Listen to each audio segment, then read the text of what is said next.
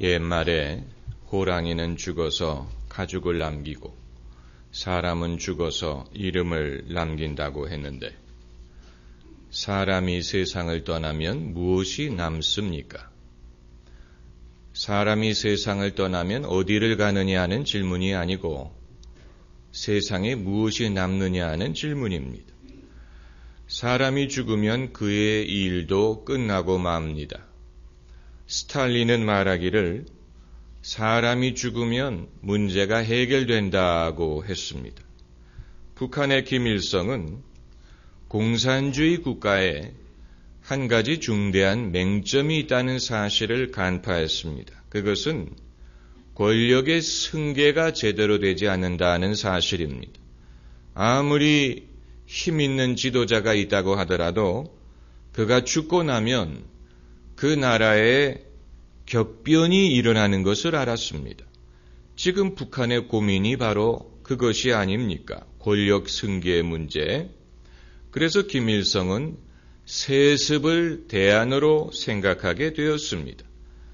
그것도 대안은 대안입니다. 우리가 동의하지 않는 것뿐이지 기존의 문제를 극복하기 위한 방법으로서 그가 생각해낸 것입니다.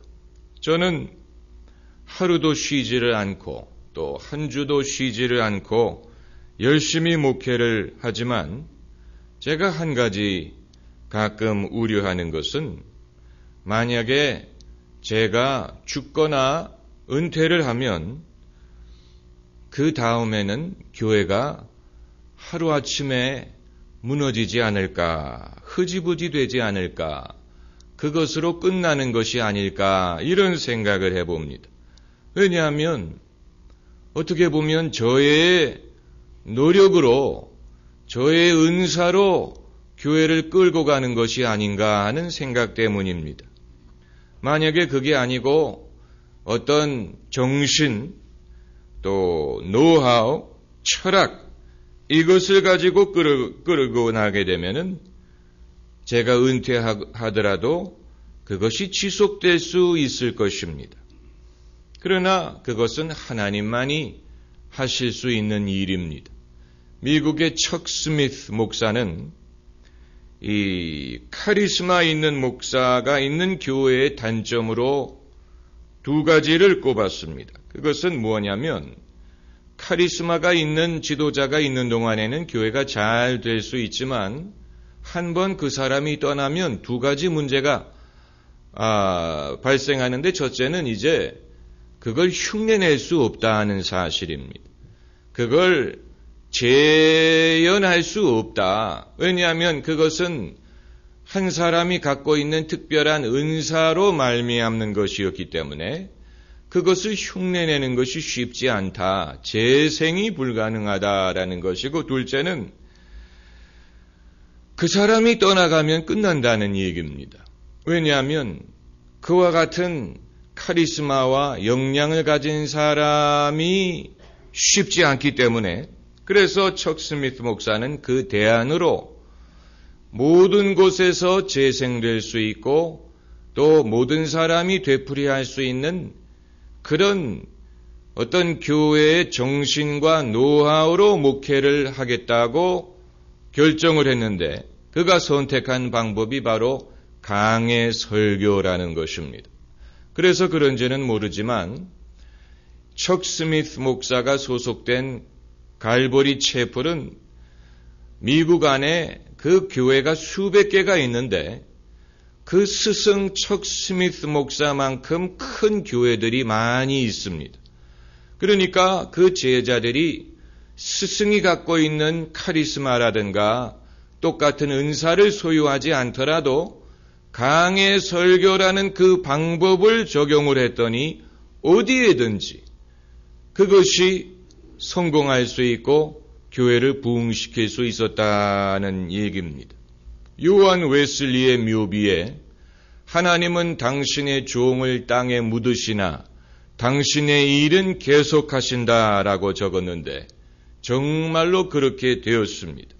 그래서 요한 웨슬리 한 사람이 시작한 신앙 부흥운동이 그가 죽은 다음에도 지속이 돼서 영국뿐만이 아니고 아메리카와 전 세계에 그 영향을 지금까지도 느낄 수가 있다는 것입니다. 요한 웨슬리가 세운 교회가 감리교회가 된 것뿐만이 아니고 그의 부흥운동의 결과로서 생긴 것이 성결교 운동, 또 그 부흥운동의 결과로서 오순절 운동이 탄생을 하고, 그리고 20세기의 모든 부흥운동이 그 뿌리를 웨슬리의 신앙 각성 운동에서 찾는다는 것입니다. 이와 같은 것은 사도 바울도 그랬고 당연히 예수님도 그랬습니다. 예수님은 이 땅에 계실 때 욕심을 부리지 않았습니다. 예수님은 3년 반 동안만 목회를 하시고 그리고 십자가를 지고 세상을 떠나셨습니다. 예수님은 사람들을 많이 모으려고 하지 않았고, 예수님은 어떤 단체를 만드시지 않았고, 예수님은 돈을 끌어모으지 않았고, 예수님은 어떤 지위에 올라가지 않았습니다. 예수님은 갈릴리 사람들을 중심으로 제자를 삼으시고 천국 복음을 전하시고 그리고 십자가에 달려 죽으시고 부활하고 승천하셨습니다. 그러나 예수님의 일은 예수님이 떠나가신 다음에 더 폭발적으로 발전했습니다. 그래서 예수님의 정신을 따르고 예수님의 이름을 믿고 예수님을 사랑하고 섬기는 사람들이 많이 생겨서 예수님이 하시던 일을 그대로 지속하고 발전시키고 그것이 폭발적으로 발전해서 오늘까지 이룰 수 있었다는 것입니다. 이것은 사람 마음대로 되는 것은 아닙니다. 이것이야말로 하나님의 역사입니다. 우리는 사람의 일과 하나님의 일을 구별할 줄 알아야 되지만 우리가 바라는 것은 적어도 우리의 하는 일이 나 한 사람의 일로 끝나는 것이 아니고 그것이 하나님의 일에 편승하고 동참하는 것이 되어서 내 스스로 할 수 없는 크고 위대한 일이 주님의 능력과 은혜로 말미암아 이루어지게 되기를 바라는 것입니다.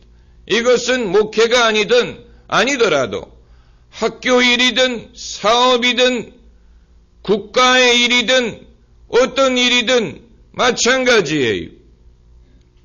이것